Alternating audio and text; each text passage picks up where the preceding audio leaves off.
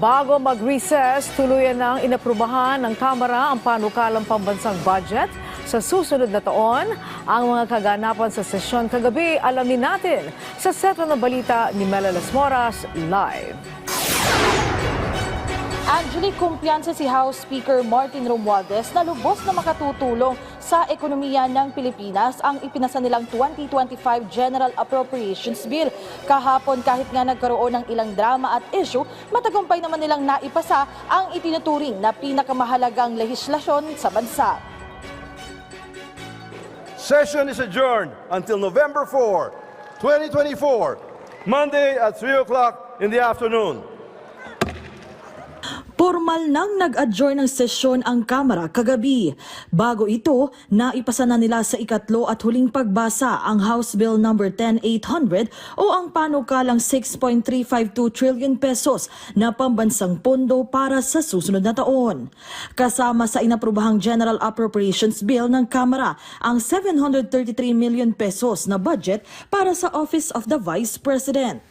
Sinubukan pa itong pabawasan ng ilan o gawin ng zero. Pero mismong si House Speaker Martin Romualdez na ang nagsabing panatilihin na ang halagang ito sa ngalan na rin ng kapakanan ng mga kawani ng OVP at para sa maayos na pagserbisyo ng ahensya. Sa kanyang talumpati, nagpasalamat si Speaker Romualdez sa pagsisikap ng mga kongresista at mga kawani ng mababang kapulungan para maisakatuparan nila ang kanilang mga hangarin bago ang recess.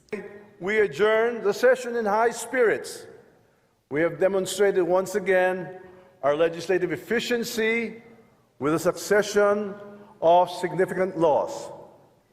The House of the People, composed of dedicated public servants, has demonstrated their tireless efforts to strengthen the Philippine economy, broaden the range of public service, and reinforce the nation's trust in our governance.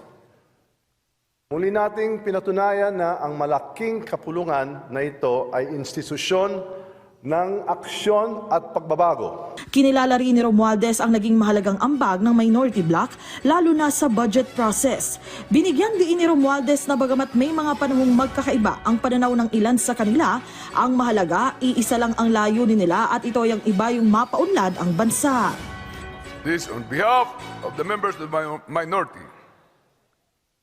I would like to extend our sincerest gratitude to the able leadership of Speaker Ferdinand Martin Romualdez and Majority Leader Manix Dalipi for allowing the minority the opportunity to scrutinize the budget and recommend proposals to address pressing national concerns.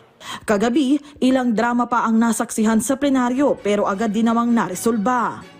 And Mr. Speaker, having no more members of the minority. Mr. Speaker, we join the minority in their motion to terminate the period of debate. So move, Mr. Speaker. Joint motion to terminate interpellations of the proposed budget of the Department of Health.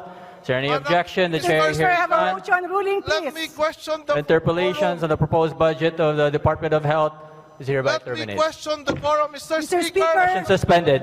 Mr. Speaker. Tulad ng mga nakaraang budget, isang small committee ang binuo para tumanggap at mag-ayos ng individual amendments. Kabilang sa mga itinalagang miyembro nito sina Appropriations Chair Elizalde Co, Senior Vice Chair Stella Kimbo, Majority Leader Manix Dalipe at Minority Leader Marcelino Libanan. Giit ni Speaker Romualdez, kahit nakareses ang Kongreso, patuloy pa rin ang kanilang mga gagawing pagdinig at pagbabantay sa mahalagang usapin ngayon, lalo na pagdating sa ating ekonomiya. Kumpiyansa ang liderato ng Kamara na makatutulong sa iba yung pagpapaunlad ng bansa ang ipinasa nilang 2025 GAB. We are on our way as one of Asia's best performing major emerging economies among East Asia's economies that have disclosed their second quarter 2024 GDP. We rank just below Vietnam at 6.9%, while leading Malaysia at 5.8%, Indonesia at 5.1%, and China at 4.7%.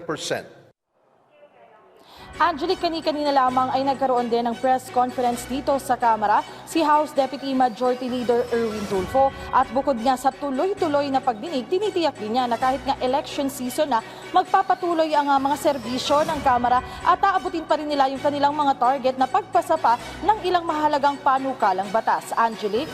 Yes, Mela, ano ba yung nangyari kanina dun sa video na pinakita mo na nagsasalita si Congressman Paul Daza at inagaw yung microphone sa kanya? Angelique, kagabi kasi isa dun sa mga nabimbin na panukalang budget ay yung sa Department of Health at si Congressman Wilbert Lee, isa ito sa mga talagang tinututukan niya at gusto nga niya ay mapalawak pa yung mga benepisyo ng PhilHealth para sa ating mga kababayan na sakop naman ng DOH. So yung ito-terminate na yung budget ng DOH, yan ay pinipigilan niya at sinasabi nga niya walang quorum o ibig sabihin kulang yung mga mambabatas sa plenaryo. Pero ang sinasabi nga ng majority ay ayos naman yung bilang at tuloy-tuloy nga yung naging budget process. At Angelica, sa katunayan, naging maayos nga yan. Sa huli ay bumoto rin naman ng yes o affirmative si Congressman Wilbert Lee dito nga sa panukalang 2025 General Appropriation. So lahat ay naging maayos naman sa huli at sila nga ay nagkamayan yung mga kongresista dahil after ilang linggo nito nga pagtalakay sa panukalang pondo, yan ay matagumpay nilang naipasa sa ikatlo at huling pagbasa kagabi. Angelique? Okay, maraming salamat, Mela Lesmoras.